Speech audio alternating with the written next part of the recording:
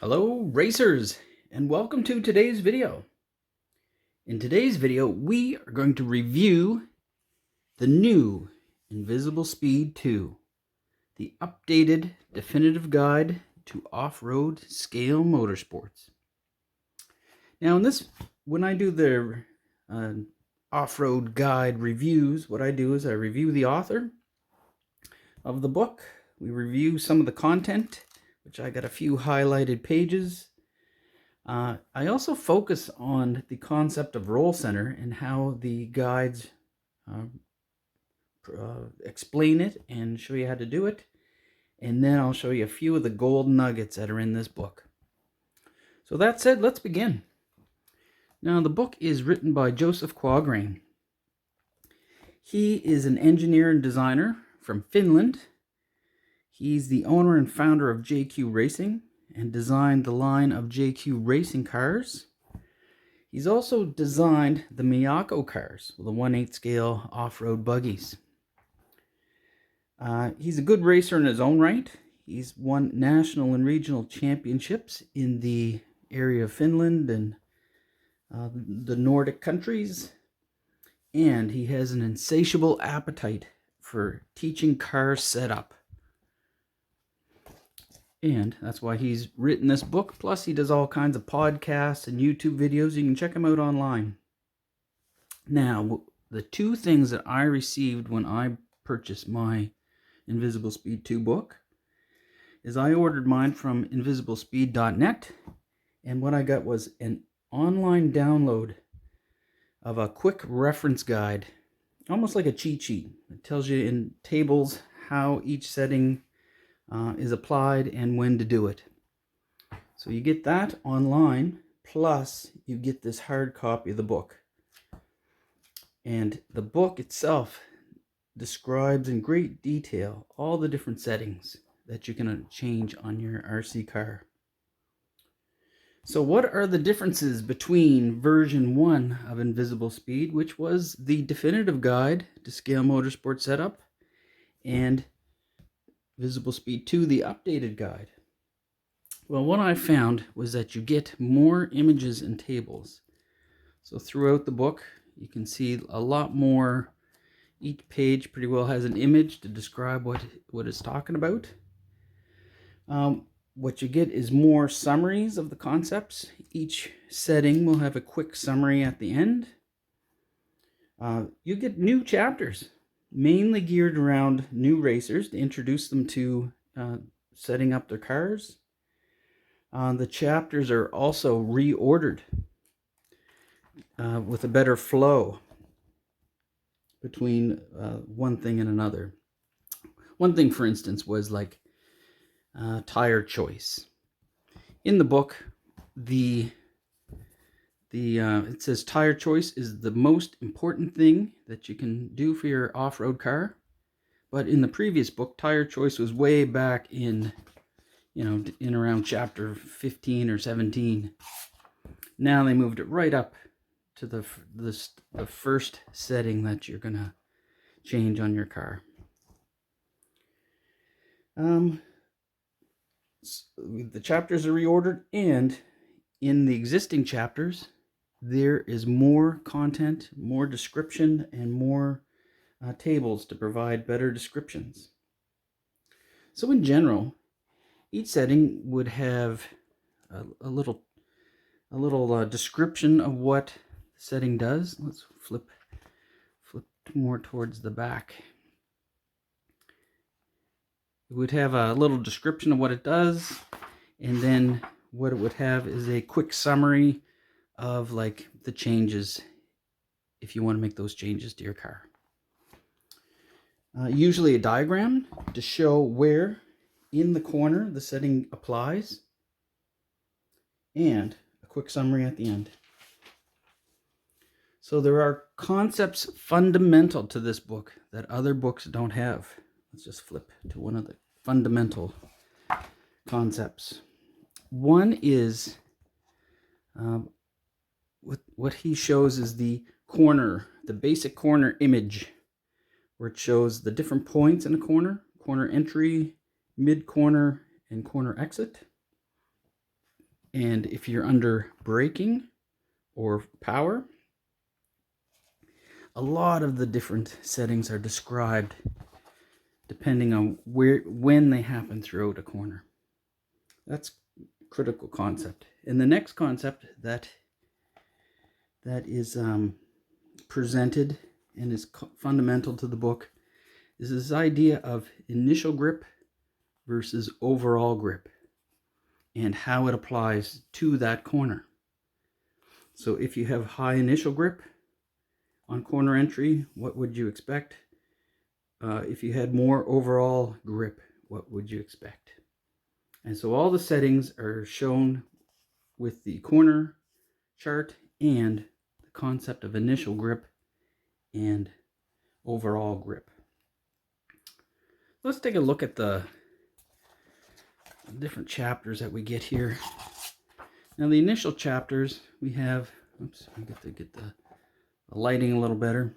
We get back to basics, driving, essence of driving, why do we need setup, little introductory paragraph about different setup things, learning setup for yourself, tire choice, setting your ride height, up and down travel, wheelbase and track width, and then we get into the meat of the potato, race car geometry and alignment when we talk about roll center. Let's take a look at how he describes roll center. Now, in most of the setup guides, and I think I have them all, or pretty darn close, you would get a table on roll center and how to set it and what it does. In JQ's book, you get 20 pages of description about how roll center is set and the effects of roll center. Now, why would JQ have 20 pages to describe roll centers? Well, first you have he wants you to understand a couple of fundamental ideas. One is the concept of jacking. And with this idea, it's the concept that as the car rolls, a higher roll center will pick the car up off the track a little bit. You'll see actually the car lift. And he terms that jacking. So a higher roll center will lift the car and cause it to jack more.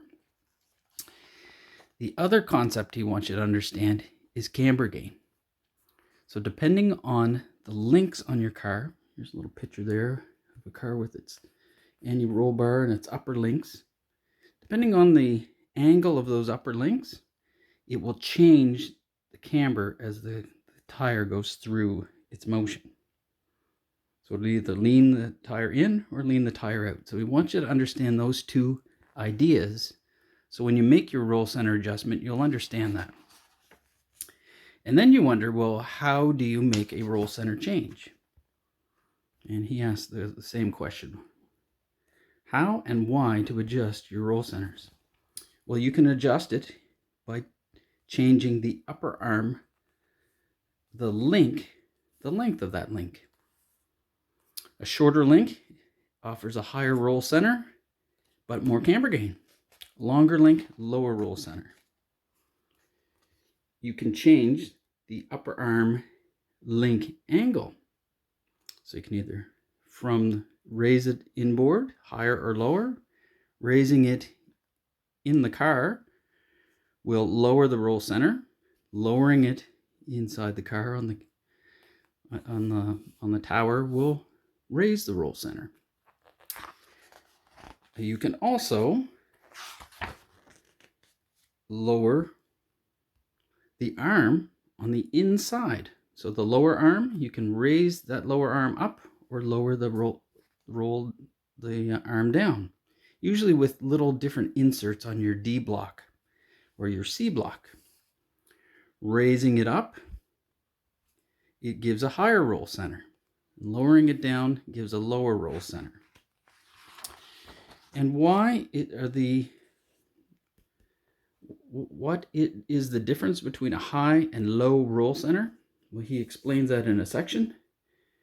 And what higher and low roll centers do is they offer more or less initial grip. So a low roll center, while that car is rolling it doesn't offer as much grip until it rolls completely over and then the weight is transferred to the tire. So it gives less initial grip, but more overall grip. With a high roll center, it offers more initial grip because the weight is transferred through the link, and the weight is transferred initially. So you get more with a high roll center initial grip, less with a low roll center.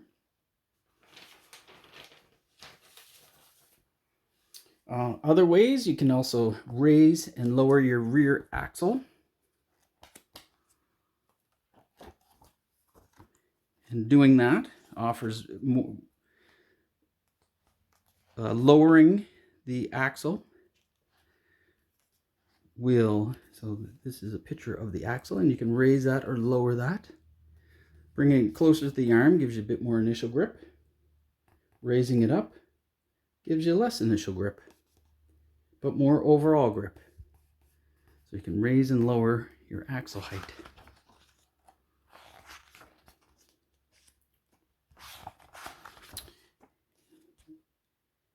He also notes that you need to balance the front and rear roll center. You can't have the front and rear too far apart in the roll center settings, or the car will be a little bit unpredictable.